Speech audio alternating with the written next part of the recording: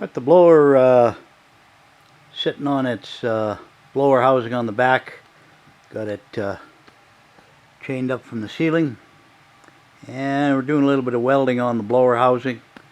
I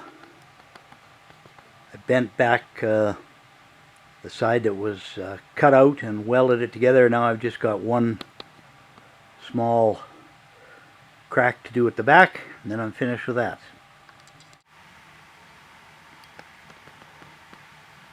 Just one little crack to fill in there, and then I'll be done with that.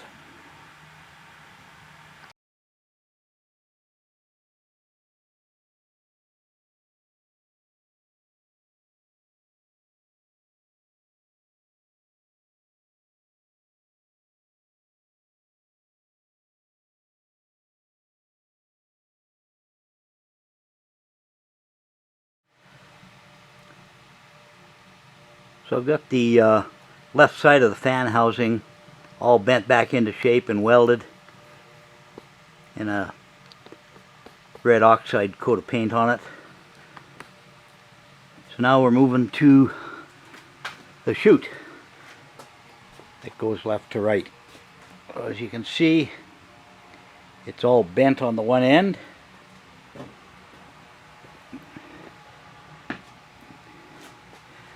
I'll straighten that out. And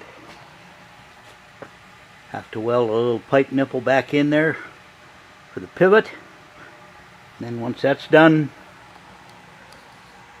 I can work on the trip handle. It's progressing.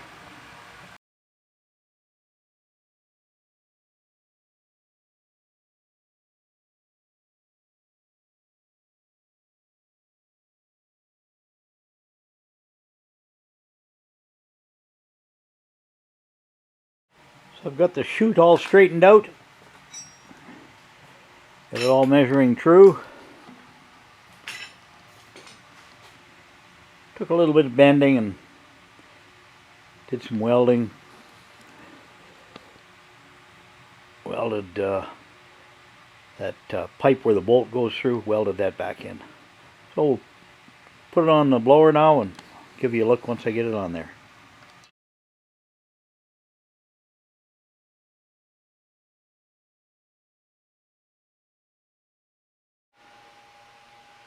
I've got the chute mounted on the blower, and it works just fine. Have to tomorrow I'll build the trip rod. It runs from those two holes there up to the 3-point hitch quadrant. That won't take long. And at the back here I have to get a spring. Spring hooks onto that quick link.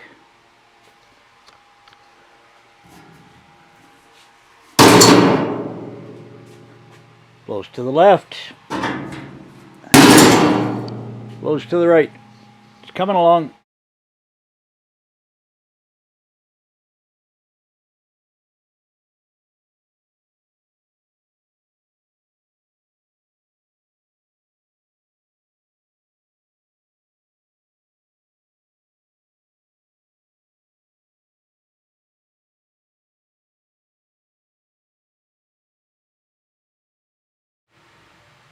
On the right is the old trip rod support bracket. It's all bent out of shape. We're going to make a new one out of 2" by 1/4 plate, and we'll bolt it in place. The bolt holes on the blower housing were a little wallowed out, so I welded some washers both sides, and now they're good and tight.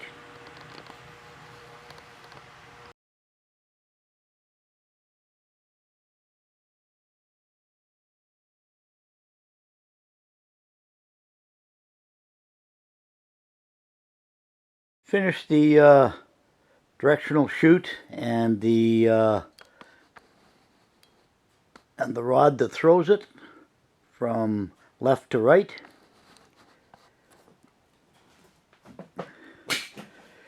Shop's kind of a mess here. I got stuff all over the place. No point in cleaning it up until I'm done. Oh, here we go. So this is the way the chute operates without the overhead chain. So that's all in place.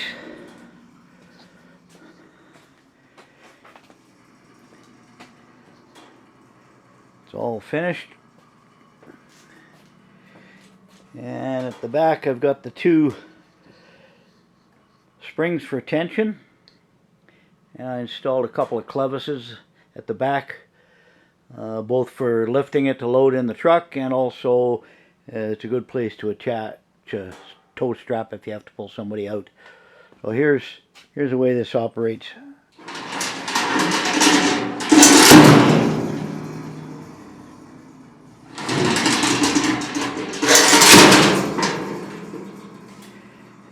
Quite a bit of that noise is from the block and tackle. So we're done with that. Now we move on to the blower impeller assembly, which is right here. And we're going to put rubber sweeps on that. So here's the blower assembly and paddles. We're going to put rubber sweeps on the end here. There's about a 1/2 inch space between the end of that and the blower assembly. And you put rubber on there. It's a tight fit. It eventually wears out of the way, and then it follows the contours. So I'll show you that later.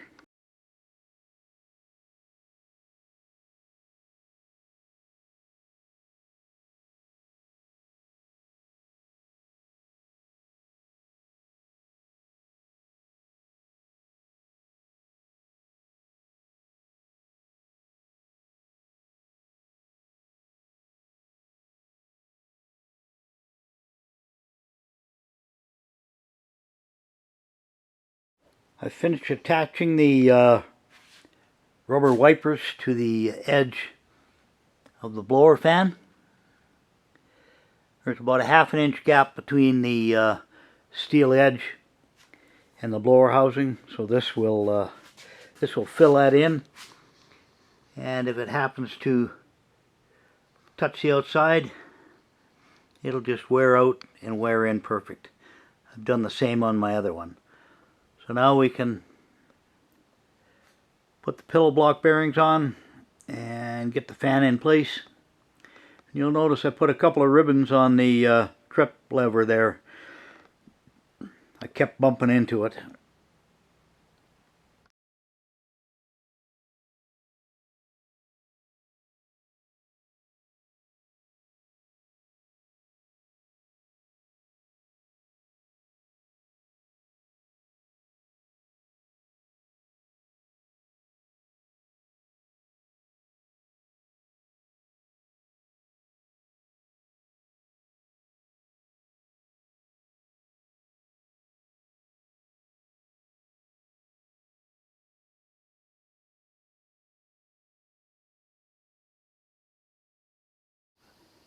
So I've finished everything but the PTO shaft.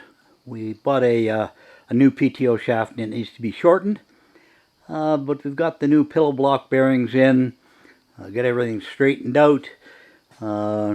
Replaced a couple of old rusted bolts on the mounting. Put a quick coat of primer on the front here.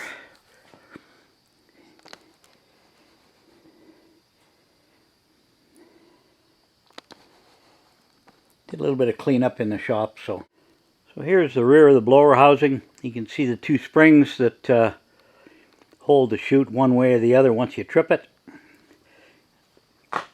Got the new pillow block bearing. Put a coat of primer on everything so it doesn't rust. Yeah, we'll look down the throat here. So there's There's the paddles with the rubber scraper on all four of them.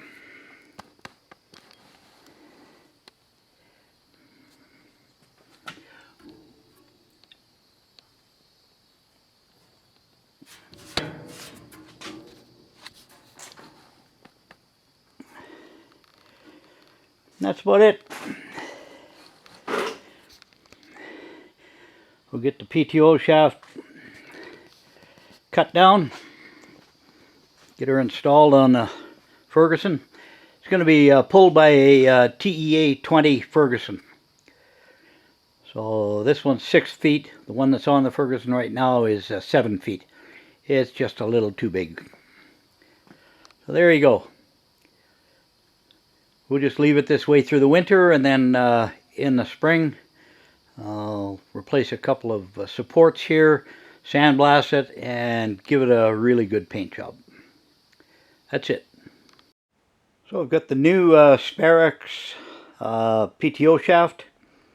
It's too long for the matchup between the snowblower and the tractor. I'll have to cut it, but I'll wait until I get the snowblower on the tractor to do that. So I've taken off the yellow PTO protection so I can see what the naked PTO shaft looks like. We won't be putting that protection back on because the PTO shaft is enclosed between the tractor and the snowblower, and nobody should be in there anyways. So we'll be just putting the raw shaft on. So this end of the PTO shaft has the quick coupler to the PTO shaft in the tractor, plus a shear bolt. We're going to leave that alone.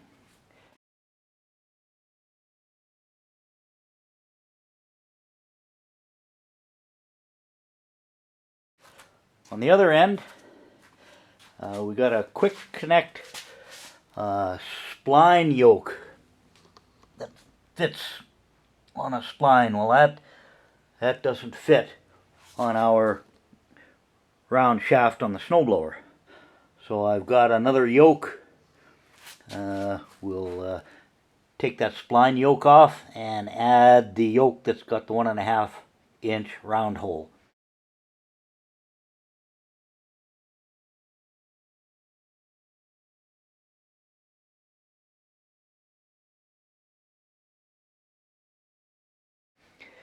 Then we're good to go. So I'll be doing that today, changing that yoke. And then we'll get the snowblower and the tractor adjacent to each other so we can do a correct measurement. When you cut a PTO shaft, you have to cut equal amounts off the outside tube and the inside tube.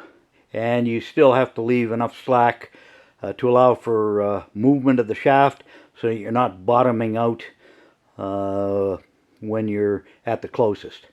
You need at least 1/3 of the total length of the shaft to be engaged when you're under power, which shouldn't be an issue. I think we have to take about 13 inches off the PTO shaft to make it fit, so no problem. We'll get back to you when we've got the snowblower and the tractor together.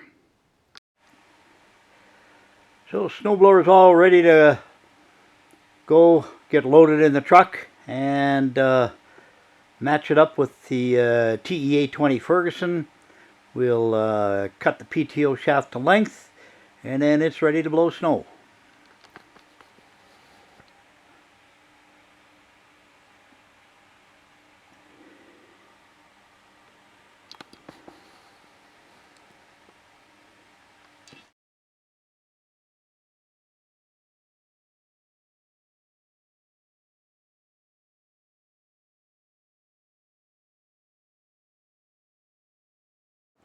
So the snowblower is all loaded up in the truck. Heading out for about a 10-kilometer trip. Get it matched a TE 20 Ferguson.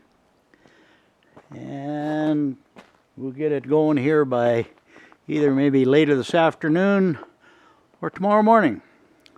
And it's going to snow tomorrow, so it'll get a workout.